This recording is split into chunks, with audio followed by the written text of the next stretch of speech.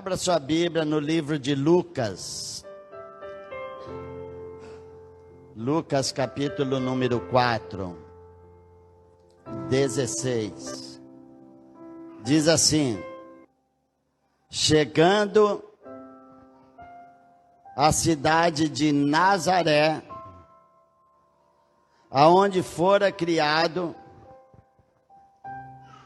entrou num dia de sábado, segundo o seu costume, na sinagoga e levantou-se para ler. E foi-lhe dado o livro do profeta Isaías. E quando abriu o livro, achou o lugar em que estava escrito: o Espírito do Senhor é sobre mim, pois que me ungiu para evangelizar os pobres, enviou-me a curar os quebrantados de coração, a pregoar liberdade aos cativos, dar vista aos cegos, pôr em liberdade os oprimidos e anunciar o ano aceitável do Senhor.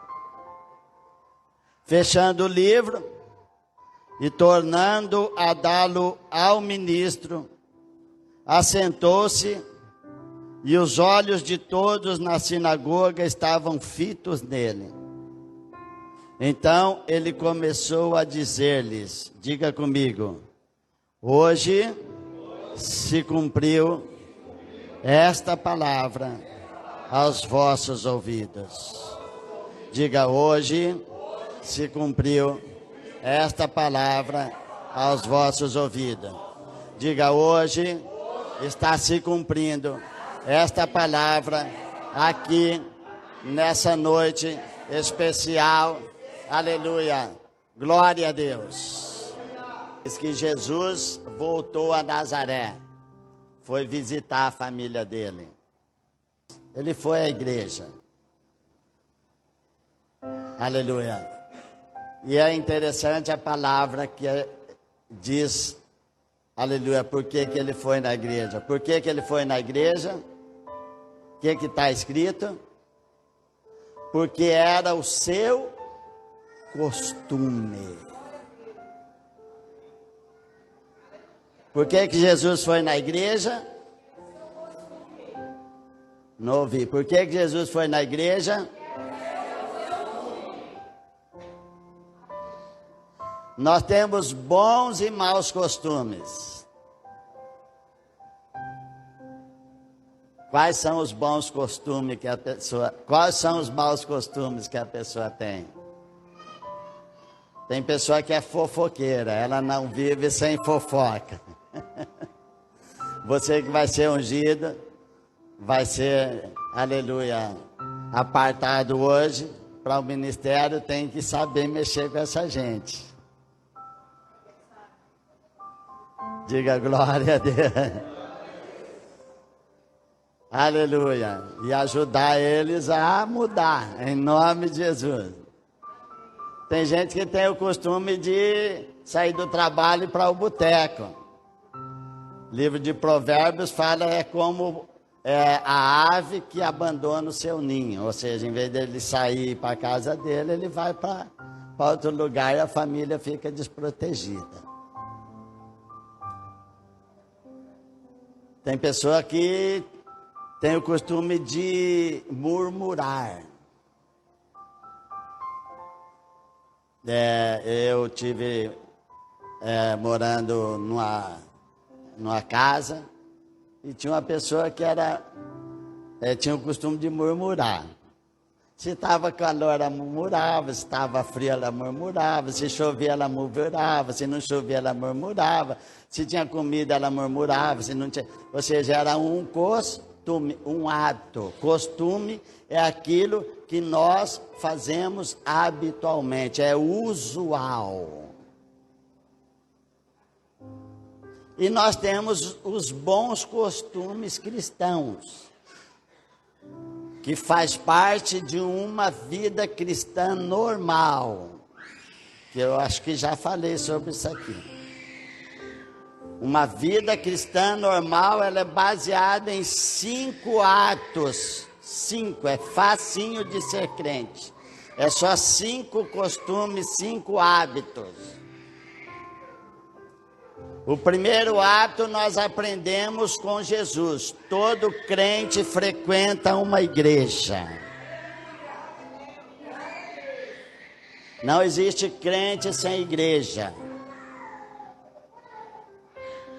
Esse negócio de que Deus não olha a placa da igreja é para a pessoa que não quer compromisso. Nós temos que ter uma identidade, aleluia, glória a Deus, ministerial.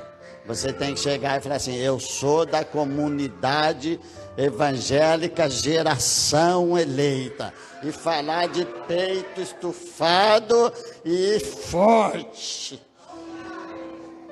E meu pastor é um pastorzão, o pastor José. E minha pastora é uma pastora séria. Com ela não tem vírgula nem, aleluia, tio. Então eu quero ir nessa igreja, que eu quero uma igreja assim. Tem que ter uma identidade religiosa. Você viu o filme O Sem Floresta? O que o Sem Floresta vivia? Das migalhas das casas dos que tomaram conta da floresta. Comia do lixo. Crente sem igreja vive de migalhas e come do lixo. É como os bichinhos sem floresta. Você nunca vai ver uma pessoa sem igreja vivendo bem. Ele sempre vai estar, aleluia, capengando na vida. Que Deus nos ajude. Crente tem que acostumar a ler a Bíblia. Ter o ato de ler a Bíblia. Ler, meditar, crer e obedecer a palavra de Deus. Diga: ler, meditar, crer que a Bíblia é a palavra de Deus e obedecer. Isso tem que ser usual, habitual. Crente tem que orar. Mais do que orar muito. Orar continuamente. Não é orar muito. É orar com um propósito. Às vezes o pessoal ora muito, mas é uma reza. Porque orar, para orar com eficiência, nós precisamos do Espírito Santo. Nós não sabemos orar como devemos, mas o Espírito nos ajuda em nossas fraquezas e intercede por nós. Mais do que orar muito, é orar com eficiência.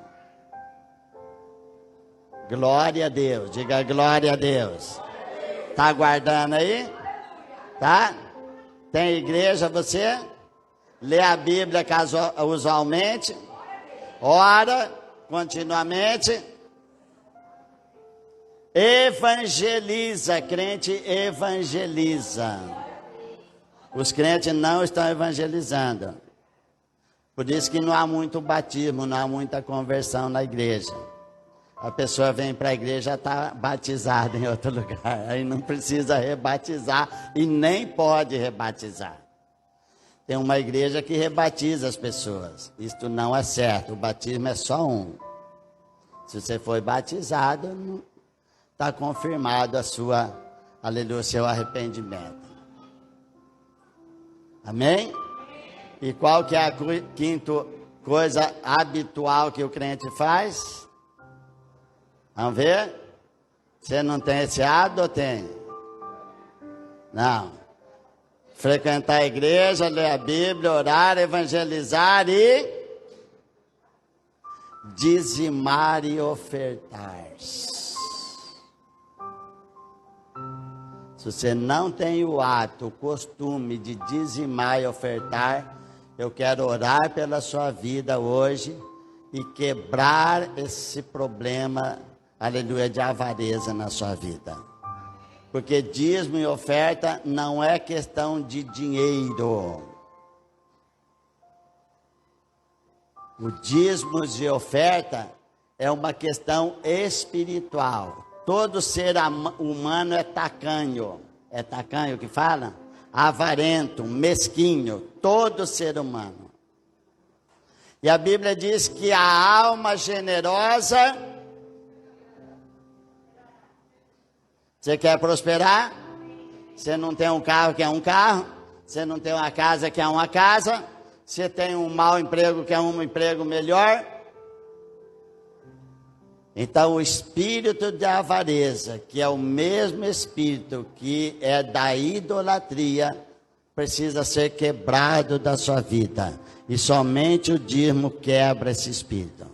Por isso que a Bíblia diz que quando você dizima, Deus abre o quê? Abre o quê? Por que abre a janela e não a porta? Você nunca perguntou isso para Deus? Porque porta você pode abrir por dentro e por fora. E janela é só Deus que abre. Ela é aberta por dentro. Se não houver uma generosidade no seu coração, você não vai nem dizimar, nem ofertar. E as suas bênçãos na área das finanças vão ficar amarradas. Dízimo e oferta é um ato profético, é algo que você está declarando que você não é mais dominado pelo espírito da mesquinhez, da avareza e da mão fechada. Sabe o que é um ato profético, né? É uma ação física que tem, aleluia, efeito espiritual. O batismo é um ato profético, é algo que você faz fisicamente, mas que o efeito é espiritual. O dízimo é uma coisa que você faz natural, mas tem o efeito espiritual. A Santa Ceia é um ato profético, é algo que você faz naturalmente, mas ela tem um efeito espiritual. O ato profético é definido assim. É algo que você faz, aleluia, na prática, que tem o efeito espiritual. Então, diga, nós temos bons e maus costumes. Os bons costumes devem ser abraçados, os maus costumes devem ser repreendidos da nossa vida, em nome de Jesus. Em nome de Jesus, que saia tudo que é habitual, que nos prejudica em todos os sentidos. Mas nós estamos aqui com um propósito. E essa palavra tem a ver com o propósito de hoje. Então, Jesus, aleluia, subiu na tribuna. Aleluia, o administrador da sinagoga lhe deu a Bíblia. Não tinha a Bíblia, o Novo Testamento ainda. Era só, aleluia, a Torá. E ele abriu a Bíblia no livro de Isaías 61. Você já abriu a Bíblia assim e fez assim? Jesus não precisou fazer isso. Ele já sabia o que ele ia falar. Amém? Eu também já sabia o que eu ia falar aqui. Porque faz 3 semanas que eu venho preparando essa palavra. Levantando de madrugada, orando a Deus, pedindo para Deus, para eu não vir falar qualquer coisa aqui. Qualquer coisa, qualquer um fala. Mas falar o que Deus quer falar, você precisa buscar a Deus.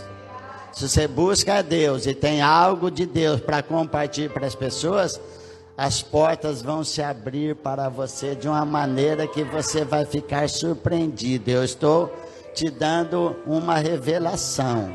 Acho que você não captou.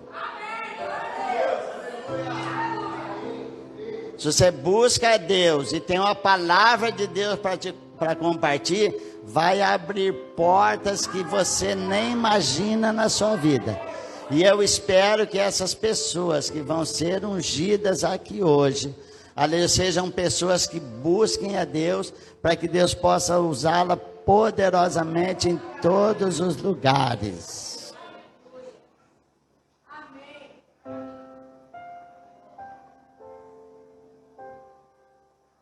em qualquer lugar que você estiver, você vai ser usada por Deus. Eu estava no atoleiro lá no Amazonas, na 319. Fiquei 2 noites num ônibus atolado. Só que eu fiz do ônibus uma igreja. Sabe por quê? Já não tinha mais água, não tinha mais comida e aquele piseiro, né? 2 noites atolado lá no meio da Amazônia, no meio da chuva. Aí tinha um rapaz do meu lado lá, quietinho, não falava nada, um senhor. Aí eu falei para ele, tudo bom? Tudo bem. Você tem que puxar assunto. Como que é seu nome? Fulano de tal. Mas já com a intenção de pescar. É isso. Eu comecei a falar com ele. Ele era um pastor que teve 5 igrejas. Estava desviado. E ele estava lá perdido no Amazonas comigo. Aí eu entendi por que eu fui para Manaus de ônibus, que ninguém vai para Manaus de ônibus. Vai tudo de barco ou de avião. Deus falou, você vai de ônibus. Eu falei, mas de ônibus? Vai. Não, ninguém vai de ônibus. Pergunta aí para qualquer pessoa. Ou é 5 dias na balsa, ou é 4 horas de avião de São Paulo lá. Eu falei, rapaz, olha o mistério aí. Aí comecei, não, que Deus vai restituir, porque o que Deus me usa para estimular pastor a voltar para o ministério não está escrito. E vai. Passou uma noite, passou outro dia. No outro dia de tardezinha eu falei para você, continuei a conversa, aquilo, né? Estava entre eu e ele. E já tinha feito amizade com todo mundo do ano. Porque imagina 2 noites um dia num ônibus no meio da floresta lá. 200 quilômetros para um lado é mato, 200 quilômetros para o outro é mato. Você vai sair daquilo como? Eu falei assim, e Deus, você vai voltar ao ministério e você vai pregar como você nunca pregou antes. Eu lembro, eram umas 3:30 da tarde, caindo à noite assim na floresta, essa hora já vai escurecendo. Aí falou, e quando que vai acontecer isso, pastor? Eu falei, eu não sei, mas que Deus vai fazer, vai fazer. Então, ele falou assim, vamos fazer o seguinte, nós vamos começar isso aqui agora. Presta atenção, isso não é conto não, isso é realidade. Eu falei, então começa, vai pregar para as pessoas. Que eu já tinha pregado individualmente, né? Ele se levantou, se colocou, não é ônibus igual aqui que tem porta, ar-condicionado, não tem porta nenhuma, né? É aqueles pau de arara, né? Se pôs do lado do motorista, só tem o motorista assim. E falou, a paz do Senhor Jesus a todos que estão aqui. E aquele momento, aquele ônibus se tornou uma igreja para a glória do Senhor Jesus.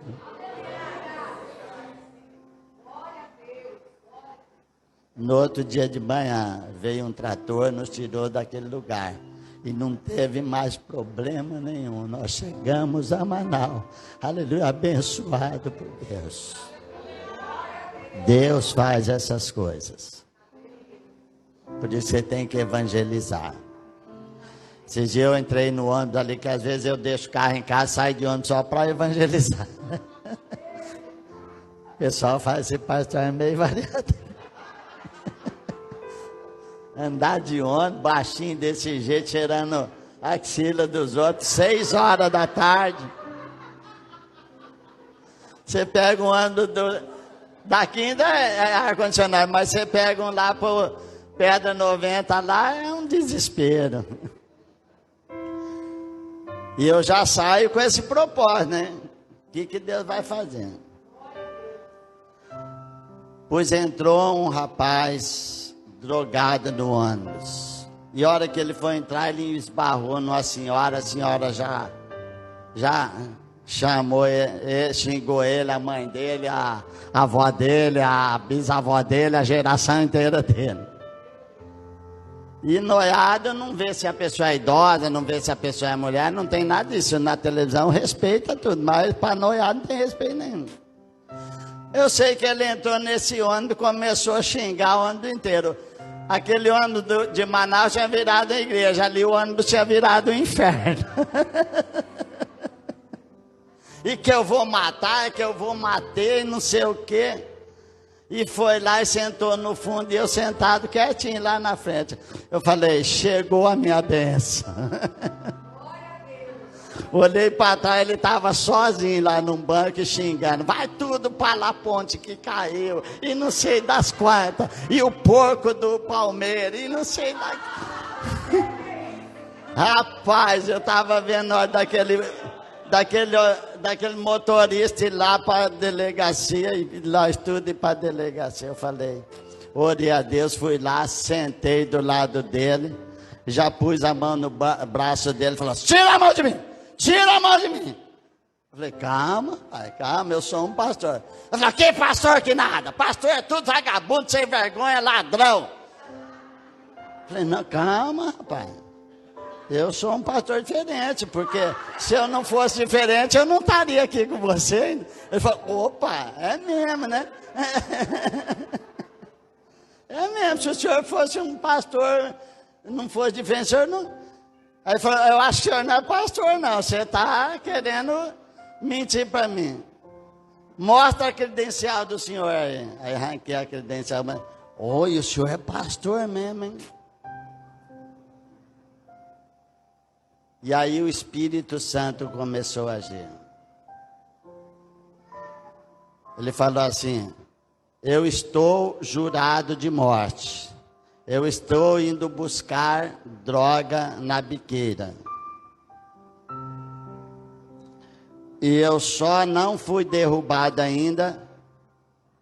A hora que ele falou isso, eu falei assim, porque tem alguém e a sua mãe está com os joelhos dobrados na sua casa, clamando por você.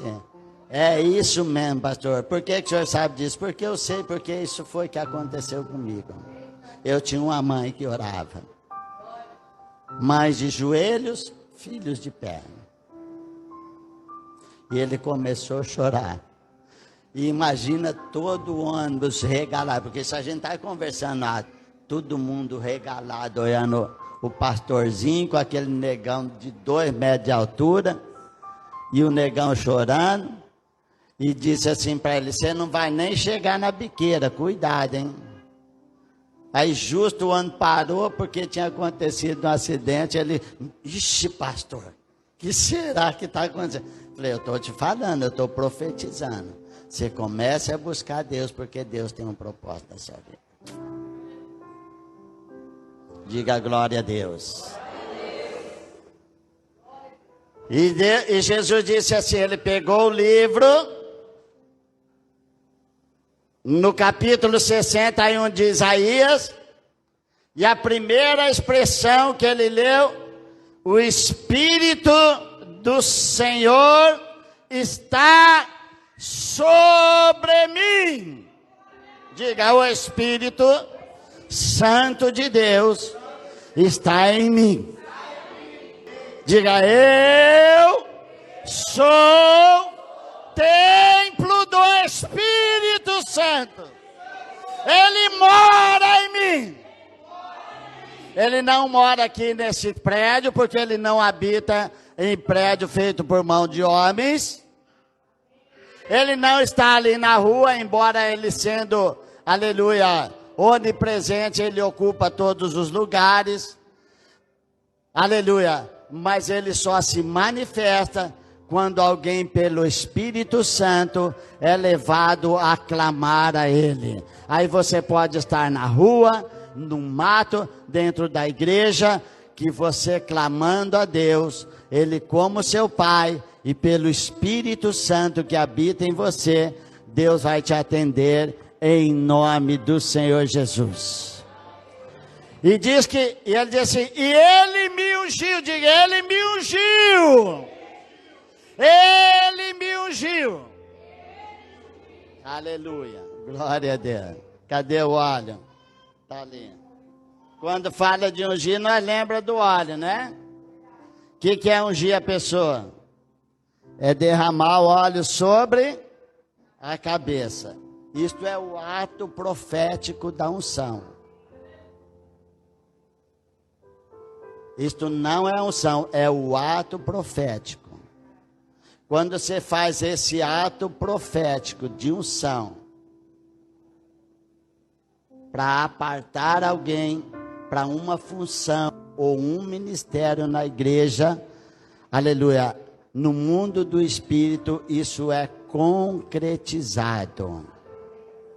Agora, o que pode acontecer é que, aleluia, o efeito desse ato profético pode ser, aleluia, retardado ou adiado, mas nunca antecipado. O povo de Israel ia andar quantos dias pelo deserto? Pela desobediência, eles adiaram para... Mas antecipar, ninguém pode antecipar Deus. Davi foi ungido rei, voltou a cuidar das ovelhas. De vez em quando, o rei, que não era mais rei diante de Deus, era só diante dos homens, e o rei diante de Deus era chamado para ministrar o rei louco endemoniado. Ele ia lá com a sua harpinha, não sei como faz a harpa, mais ou menos assim.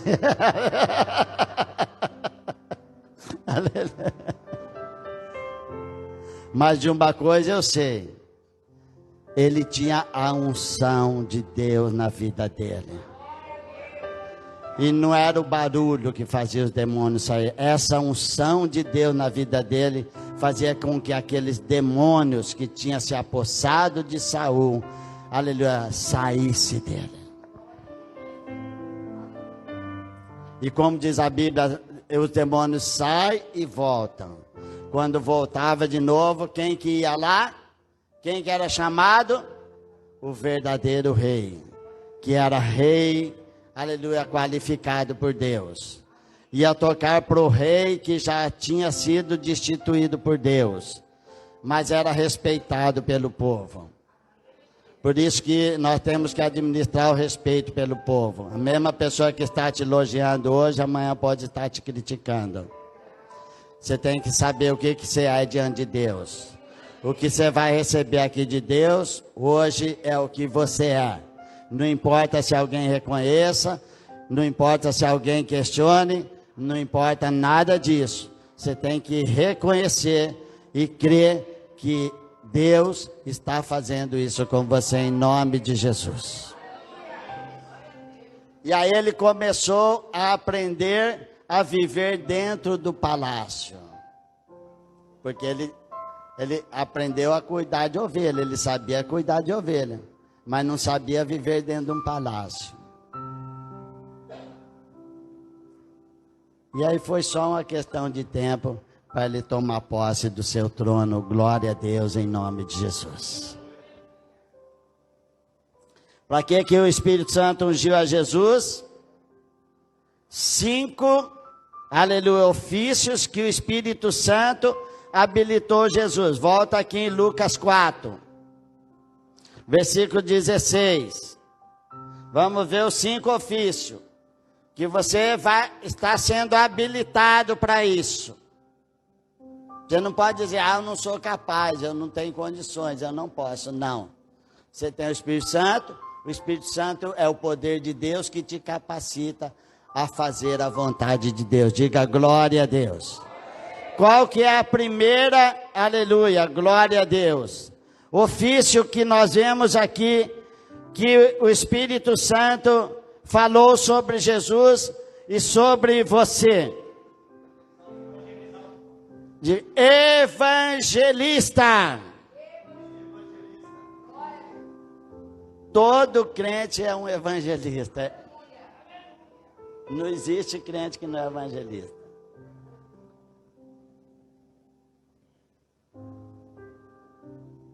Entendeu? Todo crente é evangelista.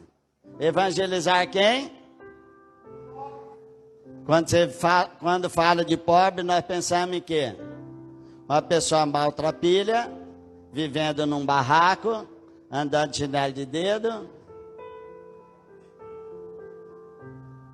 Mas não é esse tipo de pobre que ele está falando. Ele está falando de todas as pessoas que não têm o Espírito Santo, que são pobres espiritualmente. A pior miséria que tem é a pobreza espiritual. Tem pessoas pobrezinhas, no sentido físico, mas que são ricas em Deus. E tem pessoas ricas, aleluia, financeiramente, que são pobres espiritualmente.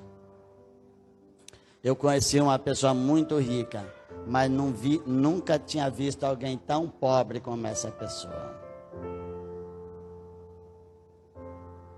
Dava dó. Sabe aquela pessoa que dá dó dela?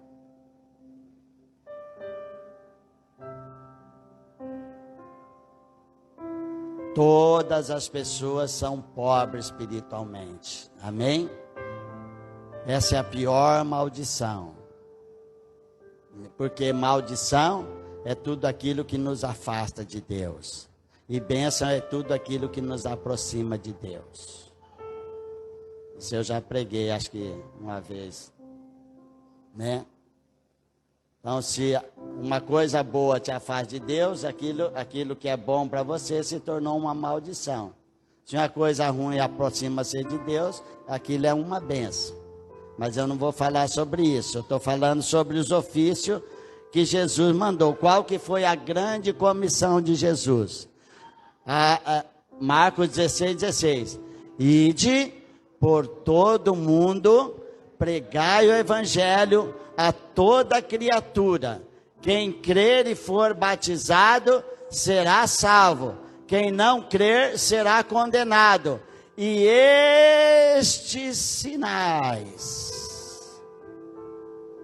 seguirão os que crerem.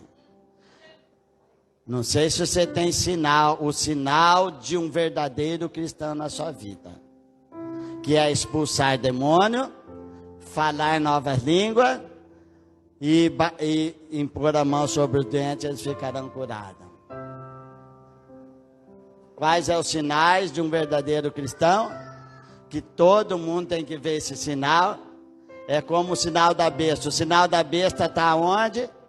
Na mão e... Por que está na mão e na testa? Porque o sinal da besta ele é designado pela ação da pessoa e pelo pensamento da pessoa.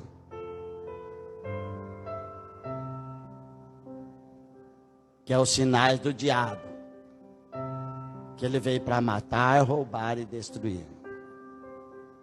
E o sinal de Deus é que você tem que expulsar os demônios. Aleluia. Falar em novas línguas. Falar em novas línguas. Falar em novas línguas. Se tem alguém que não fala em nova língua, tem que falar. E orar pelos enfermos, e eles ficarão curados. Este é o sinal de Deus. Cristão tem sinal. Glória a Deus. A segundo ofício, que ele é médico. Enviou-me a curar a quem? Os quebrantados e contritos. Quando você fala sobre quebrantamento, o que você associa? Antigamente, né? Quando falava, hoje eu fui muito quebrantado na igreja.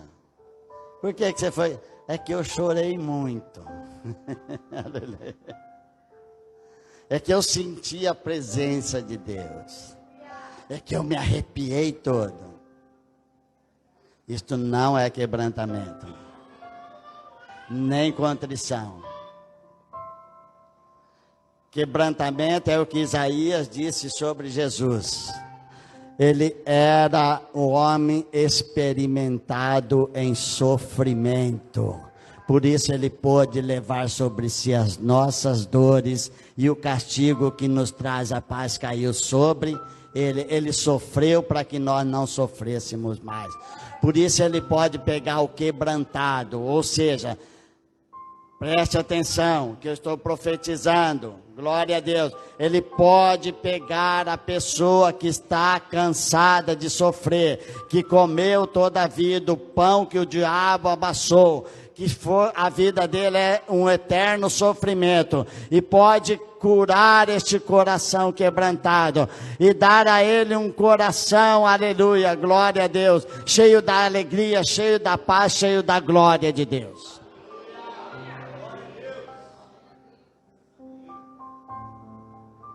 O terceiro ofício, glória a Deus, é que ele é libertador. E nós temos dois tipos de liberdade. Nessa parte aqui, ele está falando da liberdade física, da liberdade natural. Porque fala da libertação de quem? Dos cativos, dos escravos. As pessoas são escravas de alguma coisa. São escravas de um vício, são escravas de um ato, são escravas de uma maldade. É aquilo que Paulo falou lá em Romanos, aleluia, 7:19. O bem que eu quero fazer não faço, mas o mal que eu não quero, este eu faço. Eles não querem fazer aquilo, mas eles estão dominados, estão escravizados. E Jesus pode libertar essa pessoa completamente. Eu tinha um vício de drogas, eu não vivia sem drogas. Eu tinha o hábito de me drogar continuamente. Só quando estava dormindo eu não estava drogada. Então Jesus me libertou, aleluia, desse vício, para a honra e glória do Senhor Jesus. Glória a Deus, amém? O quarto é iluminar, ele é a luz do mundo. As pessoas andam sem direção, a vida das pessoas não tem sentido. Eu estou resumindo, tá? Senão nós vamos muito longe. As pessoas não têm sentido a vida para ele, não tem propósito, ela não tem sonho. Deus quer restituir isso na sua vida, te dar sonho, te dar propósito na sua vida. Isso é que fala que curar os cegos é iluminar as pessoas. Porque a pior cegueira é espiritual. E 2 Coríntios 4:4 diz que o príncipe deste mundo cega o entendimento das pessoas para elas não crerem na palavra de Deus. E você não crendo, você não consegue nada com Deus.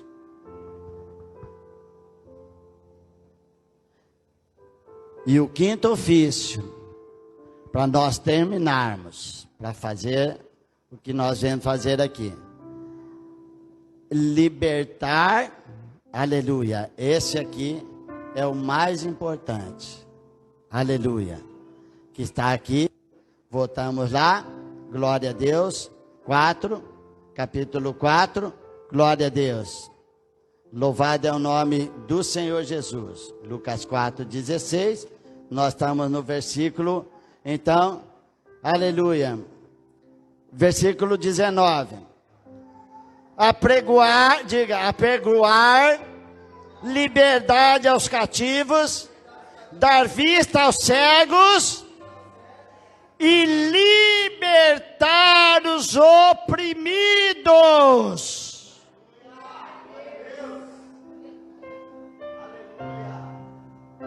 Muitas pessoas foram libertas da sua escravidão, mas a sua alma ainda não foi liberta. Existe uma cura física e uma cura para a alma. Está lá no livro de Mateus 11:29. achareis descanso para... Vinde a mim todos vós que estáis cansados e oprimidos, eu vos aliviarei, e vocês acharão descansos para as vossas almas. Então, hoje tem crente oprimido, tem crente aflito, tem crente desesperado. É porque ele não foi liberto na alma. Jesus diz que ele quer nos dar o quê? Descanso. Descansa. E esse texto, quando Isaías profetizou ele está associado a um evento que tinha de 50 em 50 anos entre o povo de Israel. Está lá no livro de Números isso, eu não vou ler agora, mas depois você pode ler na sua casa.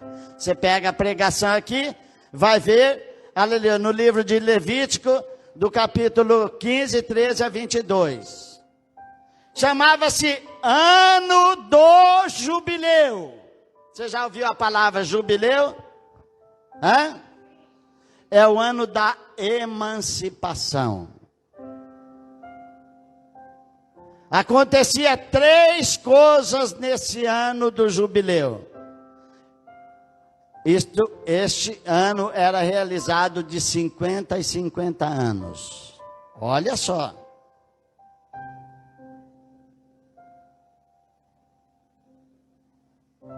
Nós vamos concluir. Acontecia 3 coisas. E nós vamos ver agora o que acontecia no ano do jubileu. Passava-se 50 anos, o sacerdote pegava um chofar, sabe o que é chofar, né? Uma corneta de chifre de carneiro, e saía anunciando para todas as pessoas de que havia chegado o ano do jubileu. Eles faziam uma santa convocação. Todos obrigatoriamente tinham que participar. Quando era uma convocação santa, não podia ninguém ficar de fora. Porque ia fazer 3 coisas. Glória a Deus. E isso é importante, porque tem a ver com a libertação da nossa alma. Tá? Tem a ver com a libertação da nossa alma.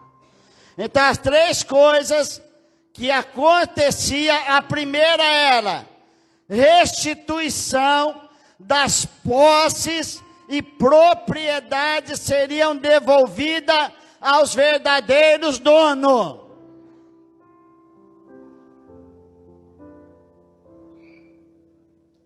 Então, se alguém tinha perdido a sua casa, se alguém tinha tomado a casa, né? Se alguém tinha perdido suas terras, se alguém tinha perdido alguma coisa, se alguém tinha tomado isso de alguém, por algum motivo, ele tinha que, neste ano da restituição, ele devolver essas coisas. Ou seja, ele não podia continuar sendo dono. Ela voltava para o seu primeiro proprietário. Porque as posses eram heranças espirituais e eternas, não podiam ser negociadas. Por isso que Nabote não quis vender a propriedade dele para o rei, o marido da Josabel. Acaba.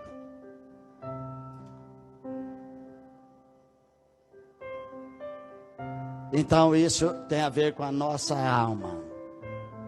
Muita pessoa tem traumas na alma por coisas que ela perdeu, por coisas que ela causou dano nela. Eu poderia numerar aqui algumas coisas. Mas você está ouvindo isso, você sabe o que você perdeu. Que causou um trauma, que você vem carregando isso para toda a sua vida. Eu tinha um complexo na minha vida. E um dia eu fui ministrado por um pastor Hugo Contreras. E quando ele estava na ministração, ele chegou perto de mim e disse assim, falou tudo o que tinha acontecido comigo quando eu tinha 14 anos que eu me envolvi com as drogas. e falou: hoje o Senhor está te curando disto.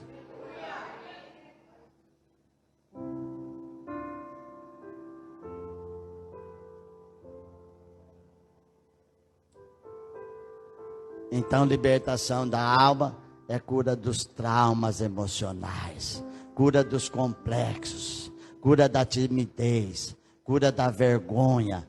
Aleluia, em nome de Jesus. A segunda coisa da restituição, aleluia, é que as pessoas tinham que ser, aleluia, glória a Deus, reconhecidas, ou seja, honradas, reconhecidas pelo que elas faziam. Era a restituição da honra e da dignidade das pessoas. Então, nesse caso, para, aleluia, a restituição da honra e da dignidade da pessoa, todas as dívidas que ela tinha, ou todo desacerto que ela tinha com alguém, devia ser cancelado. Imagina o que é isso. Seria bom isso hoje, né? Que tem crente devendo até para agiota, né? Isso é um problema. Porque você não podia ter um problema financeiro a ponto de emprestar dinheiro do agiota, que é ilegal.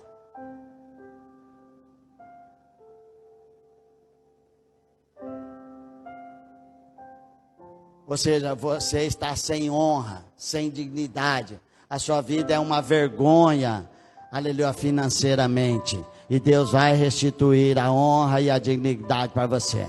Em vez de você dever para os outros e pegar emprestado, você vai emprestar e dar para os outros. Assim a palavra de Deus diz.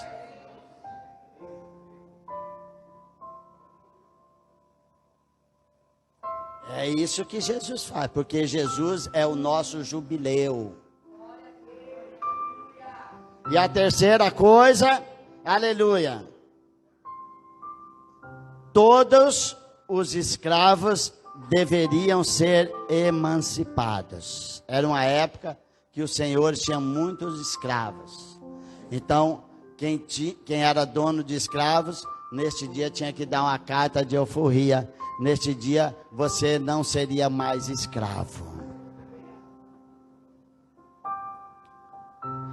Isso acontecia de quanto em quanto tempo? 50 anos. Muita gente morria sem ver isso. Fica de pé. Diga graças a Deus. Porque eu não preciso esperar mais 50 anos.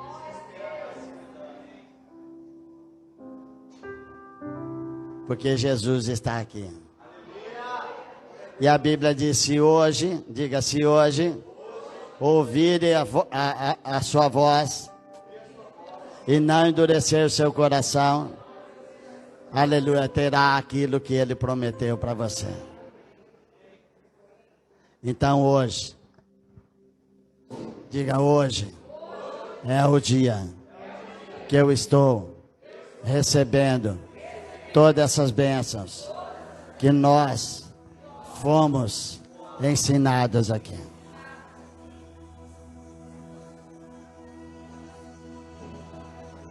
Estamos encerrando o ano de 2023. Faltam 16 dias. Aleluia. Eu não creio que Deus me deu essa palavra para falar aqui, para ela voltar vazia. Eu acredito que haverá uma cura de corpo, alma e espírito neste lugar. Eu creio e oro para que esse ministério, aleluia, seja um lugar, aleluia, das mais altas bênçãos de Deus para a cidade de Cuiabá. Glórias a Deus. E vou ver isso concretizado. Porque hoje mesmo tem pessoas que ouviram essa palavra e sabe da sua necessidade. Diga: eu sei da minha necessidade. E eu sei que Jesus pode me curar. Eu sei que Jesus pode dar descanso para minha alma. Eu sei que eu não preciso mais viver oprimido, aflito, cansado, desesperado, porque eu estou me colocando debaixo da unção do Espírito Santo. Diga: o Espírito Santo está sobre mim. Ele me ungiu, Ele me capacitou a viver uma vida, aleluia, do reino, reinando e governando sobre todas as coisas. Começa a glorificar a Deus. Fecha os seus olhos. Fecha os seus olhos.